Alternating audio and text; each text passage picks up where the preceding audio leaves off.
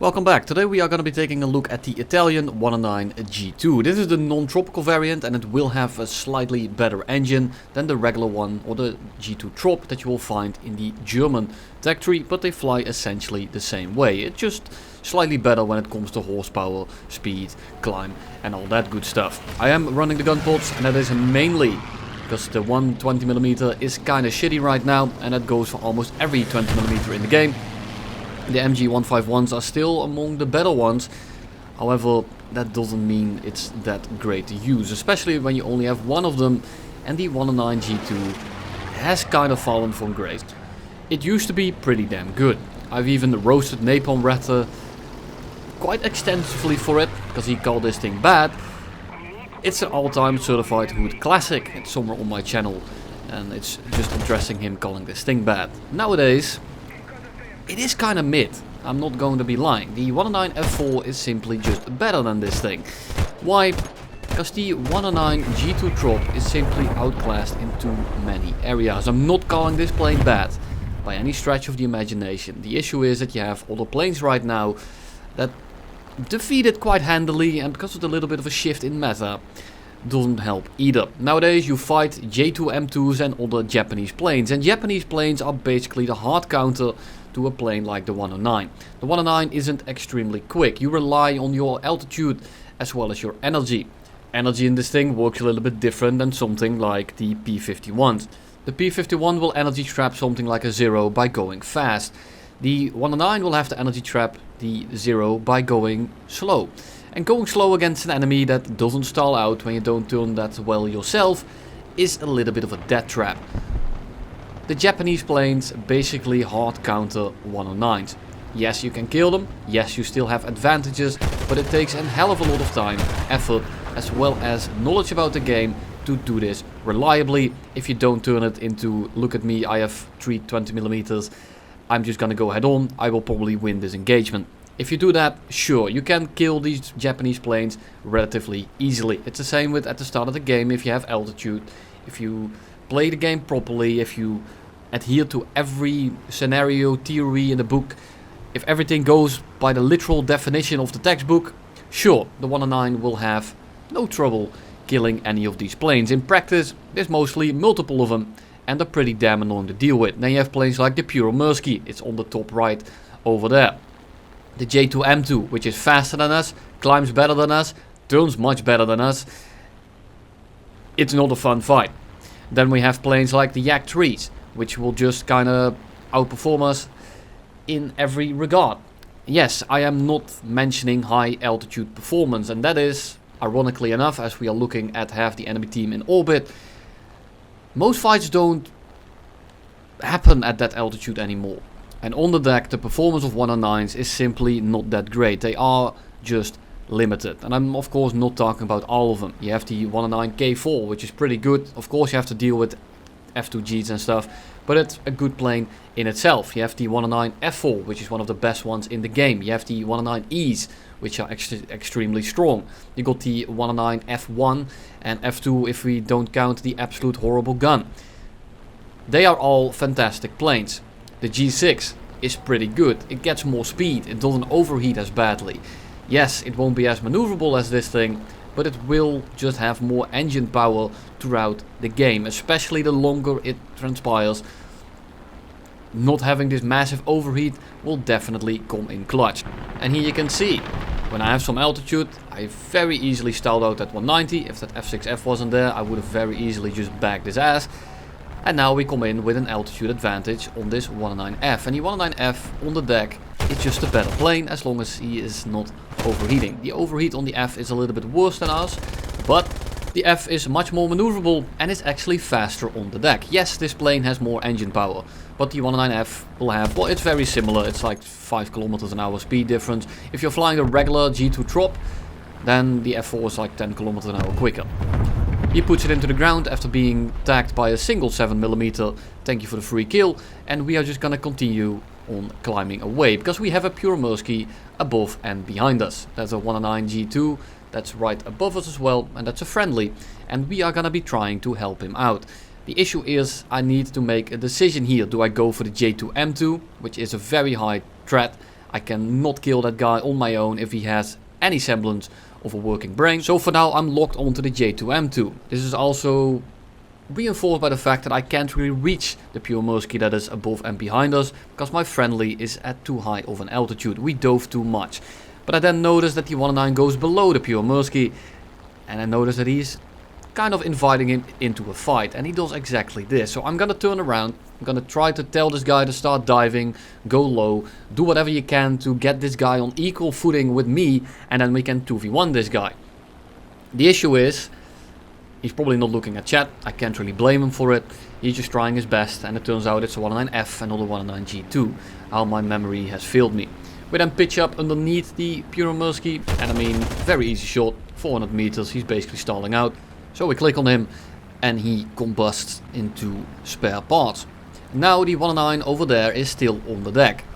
There's 2 Spitfires next to him, and looking back at this, if I had gone for the J2M, I probably would have died to the pure Muskie in the middle of that fight. I now saved one of my teammates, he's right next to me, and this guy is gonna come in absolute clutch. We now have no one above us, except for a guy that we don't know is there yet, and we have these 3 guys that are below us, together with my teammates. So we are looking at a 2v3 against 2 Spitfires and a J2M2. And the J2M2 here is really the only massive threat. The issue is the J2M2 actually has a functioning brain. So he's gonna break off and let us deal with the Spitfires. And I'm thinking, do I go for the J2M2? He is a pretty big priority target. And I can cut him off, I can deal with him, and I can get him out of the match right now. But I will then leave my teammate against 2 Spitfires. And it's not even guaranteed that I can win versus the J2M2. And if this guy gets killed by the 2 Spitfires, it's 3v1 against a J2M2 and 2 Spits. And this is a game that I'm not willing to play. So I'm gonna help out my teammate, make a bad call, I compress a little bit, don't have the ability to pull onto my enemy there, squeeze the trigger and shoot him down. But I have a lot of excess speed, and I'm just gonna be running trains on these guys, and I'm gonna be very aggressive here. I can play this very long, and I can make this very safe. The issue, if I do that, the J2M2 is gonna be back by the time I do anything. Here I'm gonna go up for the Spitfire. I need to kill him right here. We need to get these numbers down. And this T-18 is just flying in front of me, so I'm gonna take a shot. And then the J2M2 comes in. Here, it was the correct thing to do. However, I misjudged the position of the J2M2. I've been very busy, straight up swamped, and I noticed that my kind of situational awareness, like in the 3D space, when I'm not looking at people, has drastically gone down in this period. So I need to just start playing a little bit again. But I misjudged the J2M2. I made a mistake. I thought I could go for the T-18. I needed to get him out as well. I needed to get that Spitfire out. The Spitfire was still the right call. That is good. T-18 comes out of nowhere, and we are forced to now run a 2v1 or 2v2 against a T-18 and a J2M2. The issue is I now have a damaged engine, and the T-18 also seems to have a functioning brain. He's actually breaking off, he's using his altitude to boom and zoom us, and the J2M2 is doing the same thing. So I'm faking to go back to the base. I am trying to go back to it, but the second I see that he's going for an engagement, I am trying to shoot down the J2M2, because I am not gonna make it back to the base if either of these guys shoot down my teammate, because I don't have the engine to do it.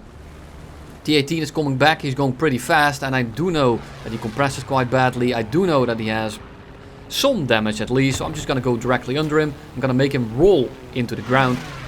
He does exactly what we anticipate, and he pancakes right into a tree. That is kill number 7. The J2M2 now is just gonna be flying away from the 109, and we are going to be going RTB, get a new engine in, and then we have to deal with that J2M2, if he doesn't die to someone else, together with a 190 F8. The F8 is perfectly manageable to kill on your own. The issue is the J2M2 is still alive. At least for now. He's fighting with a 109 and he actually got set on fire. The J2M2 is gonna be limping back home. He's gonna crash in a field somewhere, and then we lose the game on tickets because the 190 F8 flew away for 6 minutes and camped this airfield. Yeah, great mechanic. Thank you, Gaijin. So here we are with the last game of the day, and some of you guys have been asking me to upload my fails, my deaths, my things that you can actually learn from. And here we are. We are going to be looking at exactly that. I am kind of spoiling it, but I want you to know that this fight is not going to go according to plan. I am going to make some mistakes, and I'm gonna chalk some of it up to me just being absolutely dead fucking tired. But it's also just some bad judgments, some bad luck, and just stuff you have to deal with when you are playing this game. Just a mixture of basically everything. And yes, I probably would have won the game if I hadn't run gun pots, but at the same time I wouldn't have been in that position if I hadn't run them in the first place. So that argument literally means nothing. So to set the scene here, I'm just killing normal people, just a normal game. Got a crit on the T-18, P-47 is at altitude and he's stuck in like a 2v3 or whatever. So I think to myself, well, I'll just kill this T-18 and go on to my merry way towards the middle of the map. I'm gonna go for the BE-6 and stuff, and then the P-47 flies back to the airfield and he has a massive advantage over us.